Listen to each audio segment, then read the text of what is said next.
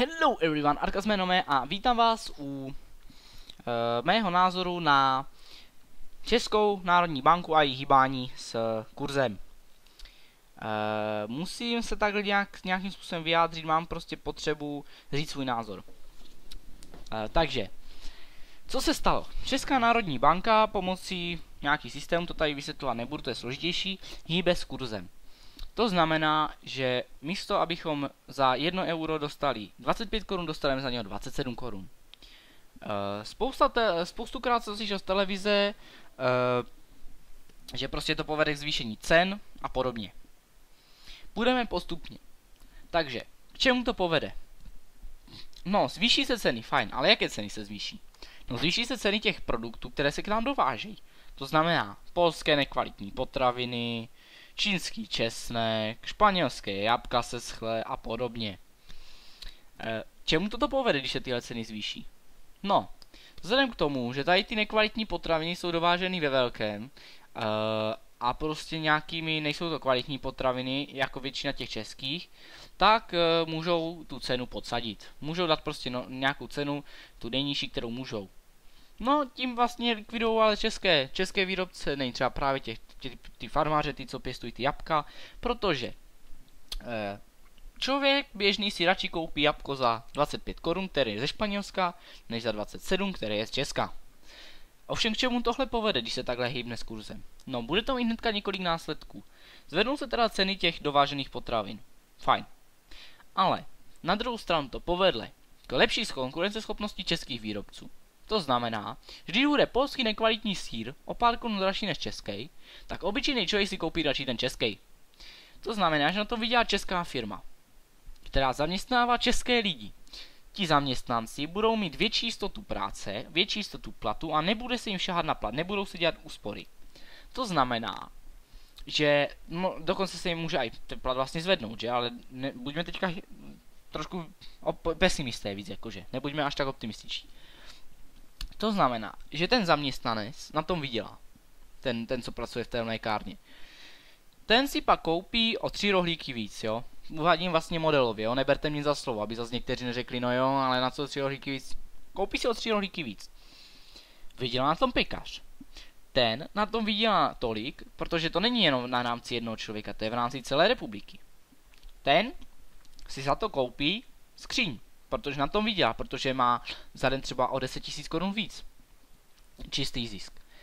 No tak si koupí, prostě podívá se, no mám tady starou doma skříň, tak si koupím novou skříň.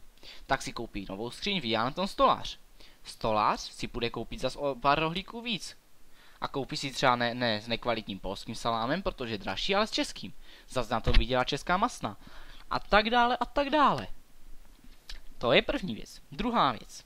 Firmy, které vyváží. Řekněme, že z České republiky se vyváží nějaké, nevím, součástky, jo. Řekněme, že jedna ta součástka, jedno to úžasné ozubené kolo prostě je unikátní a do zahraničí se prodává za 10 000 euro. Při starém kurzu by na tom ta česká firma vydělala 25 000 korun. Mluvíme o kurzu 25 korun za okrouhlení. Teďka na tom vydělá kolem 250 000 korun a teď na tom vydělá 270 000 korun, což je o 20 000 korun víc. No, a jsme tam, kde jsme byli.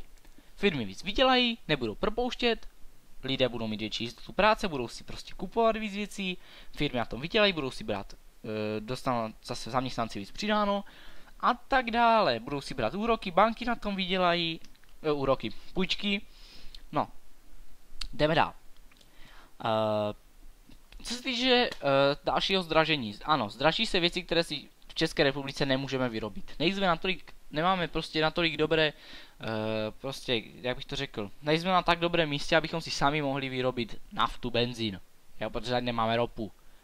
Ale, sice se ta cena zvedne, ale bude to v uvozovkách jen o 50 haléřů na litr. To jsou ty nejpřísnější odhady, co jsem slyšel a co jsem se dočetl. A s tím, že se oživí ekonomika a zabrání se deflaci. Tady zaznívá pojem deflace. Podle ekonomických expertů v České republice hrozí, že by došlo k deflaci. Většina lidí si řekne, no to zní jak inflace. No to je přesně opačná inflace. Inflace je to, že se ceny zvedají. Ani inflace, ani deflace není dobrá. Při inflaci se ceny zvedají, protože se měna znehodnocuje. Při deflaci spotřebitelé za zboží a služby méně platí. No, pro lidi je to výhodné, že? Jenže pro výrobce a prodejce se jedná o nevýhodnou pozici, protože podstatně méně vydělají a co se tím stane? Ti lidé, ti jejich zaměstnanci jsou na to špatně. Nebo hůř. Pauza na utřídní myšlenek. V současné době vlastně vlastně člověk si to nedokáže představit, jak je to všechno tak provázané prostě. Jak ten pekař vydělá na tom, že nevím, třeba 5 lidem zvednou plat, tak ono vydělá o trochu víc. Tak zvedne plat svým zaměstnancům ta pekárna. Ti zaměstnanci na tom vydělají, tak zase a takhle se ty peníze pořád točí. Ono se to zdá jako, že když se koupí si každý člověk o rohlík víc, tak se to zdá jako prostě zanedbatelná věc. Jenže pro toho pekaře to není jenom jeden člověk. Když by si každý z nás koupil o rohlík víc, pekař na tom vydělá, řekněme z nějakých čistých plus minus, jako odhadem, nějakých 500 korun navíc, jo, prostě. Čím víc lidí, to jsou globální měřítka, to tady ukazuju na jednom člověku. A to jsou globální měřítka, to je prostě to je co se týče celé republiky. No, jdeme dál. Jak už jsem možná říkal, nejsem si jistý, tak čeští podnikatelé jsou v současné době nuceni srážet ceny svých výrobků na úkor kvality. Protože k tomu nutí dovozci z Polska, Číny a podobně. Jako pořád stále nejsem schopen pochopit, k čemu se k nám vozí česnek z Číny. Fajn, je levnější. Ale proč do prkna sem vozíme česnek, který si tady vypěstujeme? To už si ten česnek radši vypěstuju na zahrádce. No. Nebo aj de fakt, co jsem prostě tak spousta věcí se dá vypěstovat na balkoně, jo. Češi jsou hodně pohodlní lidé, musím si to přiznat. No, Češi. Mluvím o Češích, ale Slováci jsou na tom podobní, takže jako, no, myslím vám moc vyčítá, aby si nějací Slováci zase nesmáli. No offense. Takže místo toho, aby si to radši na balkoně vypěstovali, tak si to radši koupí.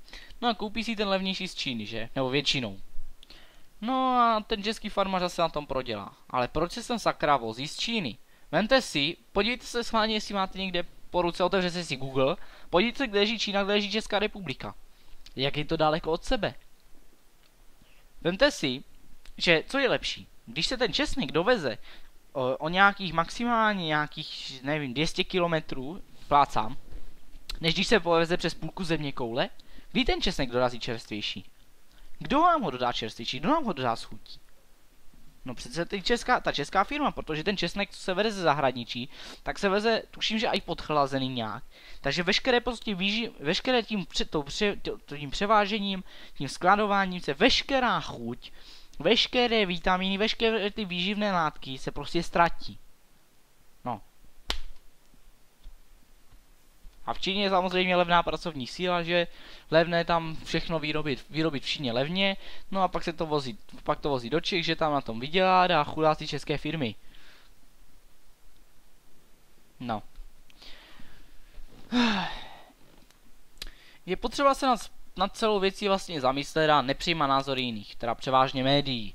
Spousta lidí je takový, že přeberou názor médií a berou ho jako hotovou věc, že? Čehož využívá nejmenovaná televize, která má název na 4 písmena. A její celé vysílání taky stojí za 4 písmena. Včetně určitých reportérů, ale to bychom zabíhali jinam. A spousta lidí prostě od různých televizí nespolehlivých takových přejímá názory. Fajn. Můžeme opravdu říct, že žádná televize není nezaujatá? Ne. Ale můžeme říct jednu věc. Česká televize je nejméně zaujatá televize. To je jediné štěstí. Já už jsem přestal koukat na Primu, na Novu, na podobné prostě televize, já se koukám na ČT24 a jsem spokojený. Fajn, někdo si řekne, že nuda. No, ale určitě se tam dozvím a přiučím víc, než kdybych se koukal, jak nějaký týpek maže chleba a hází ho ze stolu, případně jak nějaká bába zapadla pod kořen. Koho to do prdele zajímá? Pardon za to slovo.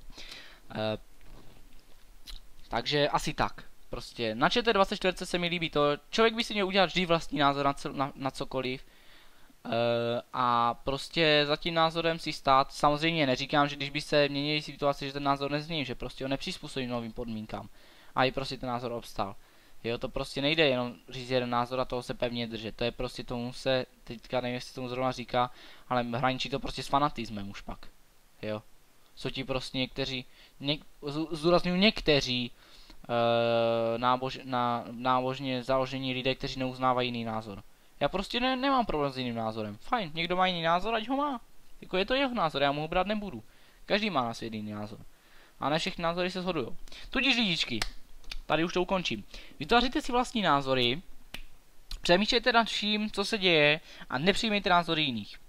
Chcete nejméně zkreslené informace, mrkněte se na ČT24, protože tam prostě se to dozvíte dle mého názoru nejvíc. Na závěr ještě upozornění, že celé toto video je pouze můj názor, to znamená, že kdokoliv jiný, jak myslím, že to byl Peťan, 100 lidí, 100 chutí, kdokoliv jiný může mít jiný názor.